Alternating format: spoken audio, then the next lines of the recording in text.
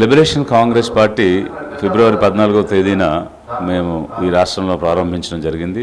దానికి ముందు ఒక 2700 కిలోమీటర్లు పాదయాత్ర చేసి లక్షలాది మంది జనాలను కలుసుకుని ఎస్సీ ఎస్టీ ఓబీసీ మైనారిటీ ఓసీలోని పేదలతో మమేకమై వారి ఆకాంక్షలను చూసి వారందరూ కూడా ఈ రాష్ట్రంలో ఇప్పుడున్నటువంటి పరిస్థితిలో పెత్తందారులే ఆధిపత్యం కోసం పోటీ పడుతూ ఉన్నారు.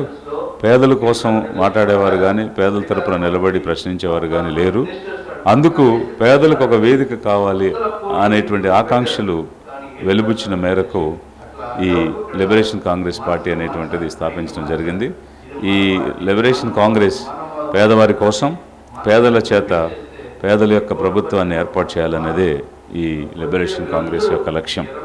అందుకు ఓటర్లు అందరినీ కూడా విజ్ఞతతో పేదల తరపున నిలబడే పార్టీ కోసం పేదలందరూ సమిష్టిగా సంఘటితంగా ముందుకు వచ్చి విజయపథంలో నడిపించాలని కోరుతూ ఉన్నాను.